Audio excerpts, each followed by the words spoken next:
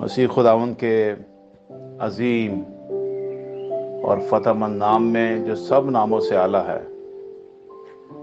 आप सबकी सलामती हो और आप सबको पास्टर सरफराज रहमत का सलाम पहुंचे। मैं उम्मीद करता हूं कि जो आप हर रोज़ खुदावंद के कलाम से ज़बूरों में से सीख रहे हैं, बरकत पा रहे होंगे। और ज़रूर अपने कमेंट्स में नीचे जब आप वीडियोस देखते हैं तो कुछ ना कुछ लिखा करें कि आपने उसमें से क्या बरकत पाई है, ताकि हमारे लिए वो करजमेंट का बाइस हो और हम और ज़्यादा खुदावंद में उसकी रूह की हदायत से बोलने में खुदा से फजल मांग कर आपके लिए और अपने लिए बरकत का बाइस बन सकें। कल हमने ज़बूर 17 के नंबर पर गौर किया था कि 17 का मतलब क्या है और उसका न्यूमेरिकली क्या मीनिंग है। तो हम बात कर रहे थे कि उसका रेज़रेक्शन है, विक्ट्री है एंड न्यू बिगनिंग है। मैं आज ज़बूर 17 की चंद एक आयतों पर गौर कर रहा था और बड़ी बाबरकत बातें। आयत नंबर आपके सामने आखिर वाली जो आयतें हैं उनको आपके लिए पढ़ता हूं। 14 और 15 दो लोगों का कॉम्बिनेशन है। एक वो दुनियादार है और दूसरा जो है वो खुदावंद का है, जो दाऊद अपने बारे में बात करता है। और 14 आयत में लिखा है, अपने हाथ से ऐ खुदावंद मुझे लोगों से बचा, यानी दुनिया के लोगों से जिनका बखरा इसी जिंदगी में है, जो अपने लिए माल मता इसी दुनिया में जमा कर रहे हैं और उन्हें ऐसे लगता है कि जैसे हमने आगे किसी को हिसाब ही नहीं देना है, और जिनका पेट तू अपने जखीरा से भरता है, उनकी औलाद भी हस्बे मुराद है। उनकी औलाद भी हस्बे मुराद है। इसका क्या मतलब है? उनकी औलाद भी हस्बे मुराद है। इसका मतलब यह है कि वो दुनिया में अपने लिए औलादे ही औलादे पैदा करते रहते हैं। आपने गैर कौमों का कॉन्सेप्ट नहीं सुना कि हमें तो इतने बच्चे पैदा करने हैं कि हम दुनिया में नंबर 1 हो जाएं। और ये गैर कौमों का कॉन्सेप्ट है। मैं ये अक्सर सुना करता था और मैं कहता था, यार इनकी सिर्फ तवज्जो सेक्स पर है, इनकी सिर्फ तवज्जो दुनियादारी पर है, इनकी सिर्फ तवज्जो माल मता पर है, और ये सब कुछ इस दुनिया के लिए जोड़ते हैं, जमा करते हैं। और आगे पता क्या लिखा हुआ है? लिखा है वो अपना बाकी माल अपने बच्चों के लिए छोड़ जाते हैं। अपना बाकी माल अपने बच्चों के लिए छोड़ जाते हैं। लेकिन ये बिब्लिकली कॉन्सेप्ट नहीं है कि हम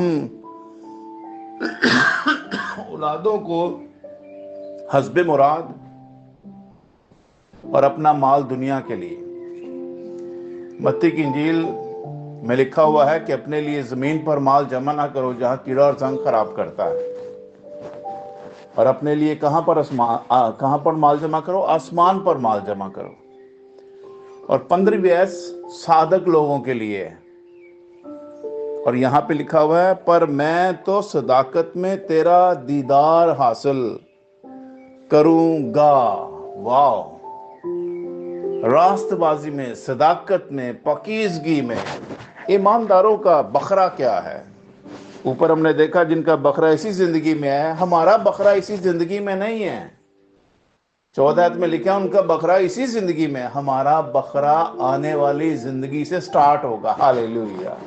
यानी हमारी मिरास, हमारी जायदाद, हमारी विरासत, खुदा में किया हुआ वो काम जो उसके बेटे में मुकम्मल हो चुका है, हम उसे रूबरू देखेंगे। हालेलुया!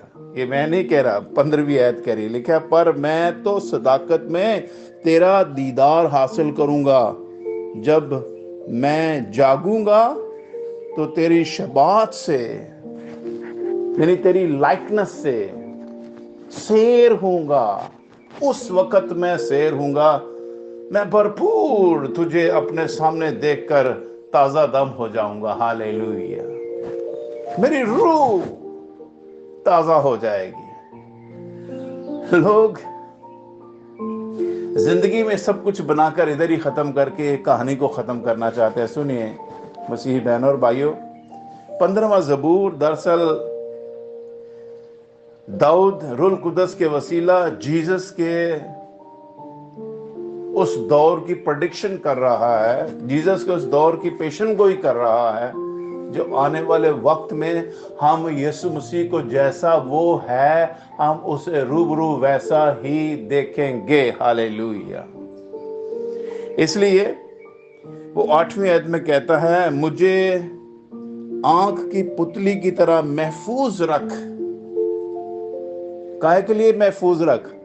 इसलिए कि जब मैं सदाकत में तेरा दीदार हासिल करूं और जब मैं जागूंगा तो तेरी शबाहत यानी तेरी लाइकनेस को जैसा तू है मैं देखने वाला हूंगा। हालेलुया। ओ रशा ताला रबा सी काला बा ओ रीबा समला खोरिया बाला रासी काला मन थोरिया बा। हम खुदावंद यीशु मसीह के दीदार को देखने वाले हैं। हालेलुया। रशा ताला। जिस दिन आपकी बदन में से आंखें बंद हुई और आप इस दुनिया से रुखसत होकर रूह में खुदावंद के पास पहुंचते हैं, सुनिए आपका यीशु जिसने 14वें बाप में कहा था, मैं जाता हूं और जाकर तुम्हारे लिए जगह तैयार करता हूं, आप अपने खुदावंद का दीदार हासिल करेंगे और उसकी लाइकनेस जैसी है, उसकी शबाहत जैसी है, आप उसे रूबरू वैसा ही देखेंगे जैसा वो है। हालेलुया। Praise the Lord. तो इसलिए दाऊद कहता है, मुझे आंख की पुतली की तरह महफूज रख, मुझे अपने परों के साया में छुपा ले। क्यों छुपा ले? ताकि मैं महफूज रहूं। Preserve me in your presence. Hallelujah. Hallelujah. ताकि मैं क्या करूं? मैं तुझे देख सकूं। 9वीं आयत में उन लोगों से जो उस पर, इस दुनिया में ज़ाहिर सी बात है, हम जब नॉर्मल लाइफ जिंदगी बसर कर रहे हैं जिस्म में, तो दुख भी हैं, परेशानियां भी हैं, मुसीबतें भी हैं। तो इसी के लिए कई दफ़ा हम बेकसूर भी होते हैं, हमारा कसूर भी कोई नहीं होता और हम उसके बावजूद दुख और मुसीबत की कठाली में से गुजर रहे होते हैं। आप पूरी दुनिया में देखें, परसिक्यूशन हो रही है। खुदा यीशु का सिर्फ नाम हमारे साथ लगने के वसीला से लोग हमसे दावत रखते हैं, क्योंकि हमारे साथ जिंदगी के मालिक का नाम जुड़ा हुआ है। और ये दुनिया खुदावंद की दुनिया नहीं है, ये दुनिया वो है जिन्होंने अपनी शक्ल बिगाड़ ली है, जिन्होंने अपने रहने और जीने के तौर तरीके खुदा के बरखिलाफ बना रखे। उनको खुदा के लोग कैसे पसंद आएंगे? खुदा के लोगों का उठना बैठना, उसके नाम के साथ जुड़ना उनको किसी भी तरह से पसंद नहीं है। लोग कहते हैं बस आप उसका इनकार कर दो, फिर दुनिया सारी तुम्हारी। और 9वीं आयत में लिखे, उन शरीरों से जो मुझ पर जुल्म करते हैं। अब जब वो ये कहता है कि मुझे अपनी आंख की पुतली में छुपा ले, महफूज कर ले और अपने परों के साया में छुपा ले, तो वो ये कहता है कि दुनिया में रहते हुए उन शरीरों से जो मुझ पर जुल्म करते हैं, मेरे जाने दुश्मनों से मुझे घेरे हुए हैं, उन्होंने अपने दिलों को सख्त किया है और अपने मुंह से बड़ा बोल बोलते हैं। उन्होंने कदम कदम पर हमको घेरा है, उन्होंने कदम कदम पर हमको घेरा है। वो ताक लगाए हैं कि हमको जमीन पर पटक दें। दाऊद सिर्फ दुआ कर रहा है और वो ये कह रहा है पहली आयत में, ऐ खुदावंद हक को सुन, मेरी फरियाद पर तवज्जो कर, मेरी दुआ पर जो बेरिया लबों से निकलती है कान लगा। मेरा फैसला तेरे हजूर से सादर हो, तेरी आंखें रास्ते को देखें। हालेलुया। हालेलुया।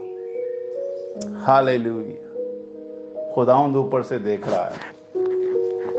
पाकिस्तान में, इंडिया में, ऐसे ममालिक में जहां लोग अपनी अदालत अपने हाथों में लेकर खुद फैसले कर रहे हैं,